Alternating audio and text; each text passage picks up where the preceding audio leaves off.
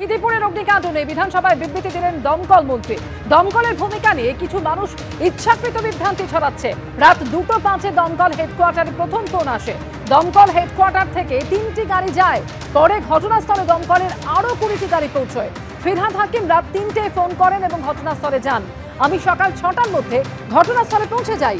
দমকলে দেরিতে আসা বা জল না থাকার কথা যারা বলছেন তারা ঠিক বলছেন না। ফায়ার ব্রিগেডের গাড়িতে জল ছিল। বিধানসভায় এমনই দাবি করেছেন দমকল মন্ত্রী। দিনকে রাত করছে, রাতকে দিন করছে। এই ক্ষেত্রে আমার মনে হয় ভূমিকাটা যেমন বলছে 2 ঘন্টা পরে গাড়ি পৌঁছেছে। 2:05 ফার্স্ট কল পেয়েছি আমাদের ফায়ার ব্রিগেড। 3টের মধ্যে আমরা সবাই জেনে গেছি ব্যাপারটাকে। তারপর থেকে আমরা বাড়ি আসতে আসতে যতটা সবার সঙ্গে যোগাযোগ করে 20টা গাড়ি সেখানে মোবাইলাইজ করা হয়েছে। তা এই ঘটনাটা ভুল হচ্ছে। পাম্পের কোন বললাম না, পাম্পে ওই যে আদিগঙ্গা থেকে যখন জল নিচ্ছিল তখন কিছু সয়েল মাটি সেখানে মেশিনে চলে গেছিল, যার জন্য একটু যান্ত্রিক গোলযোগ হয়েছিল, কিন্তু সেটা আবার পরে মিটে গেছে। সেটা সামান্য কিছু সময়। তার জন্য যদি কেউ বলে তেল নেই, ইয়ে নেই, এটা রাজনীতির জন্য কিছু মানুষ বলছে। আমার মনে হয় রাজনীতি করা ভালো। অনেক ঘটনা তো দিল্লিতে, এই আহমেদাবাদে ঘটেছে, অনেক ঘটনা অন্য জায়গায় ঘটছে, ব্রিজ ভেঙে পড়ছে। আমরা তো অ্যাক্সিডেন্ট নিয়ে কিছু বলছি না। আমরা মনে করি এতগুলো যে লোক মারা গেছে, আজকে এয়ার ইন্ডিয়ানে কত লোক বলা শুরু করেছে, কালকে টিভিতে সবাই তো বলেছে।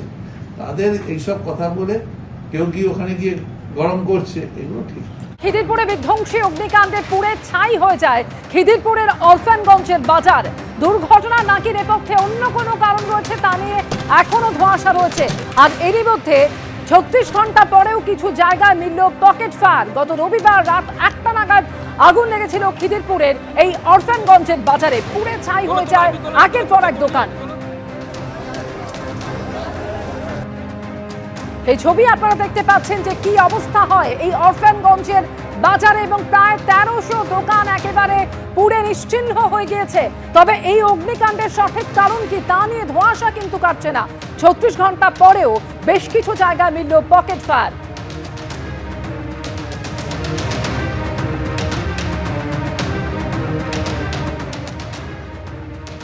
ব্যবসায়ী সমীর দত্ত, তার এই অরফানগঞ্জ মার্কেটের ভেতরে ছিল চালের গুদাম, এবং এখানে তার দাবি যে এই সিন্দুকের মধ্যে 12.5 লক্ষ টাকার মতো ছিল। আমরা দেখতে পাচ্ছি যে এই সিন্দুক যখন খোলা হয়েছে এখানে পরপর এরকম গোছা গোছা টাকা এরকম আধপোড়া অবস্থায় রয়েছে। আমরা দেখতে পাচ্ছি যে এখানে কোনোটা 200 টাকার নোটের বান্ডিল, কোনোটা 100 টাকার নোটের বান্ডিল, কোনোটা 500 টাকার নোটের বান্ডিলও রয়েছে।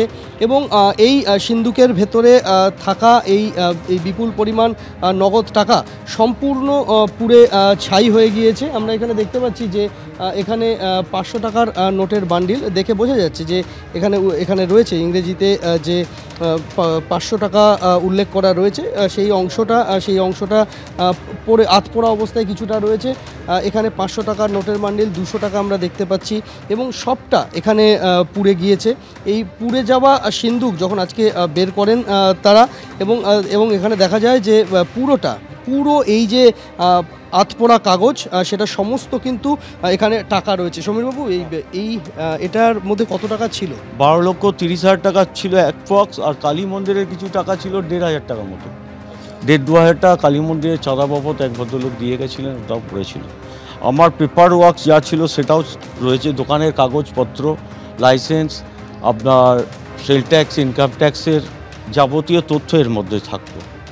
আর এই বিপুল পরিমাণ টাকা এখানে ছিল কেন? আর আমরা বৃহস্পতিবার পর্যন্ত লাস্ট আমাদের মার্কেটিং হয়েছিল, তাতে করে কম টাকা ছিল, যতদূর পেরেছি ব্যাংক পাঠিয়েছি।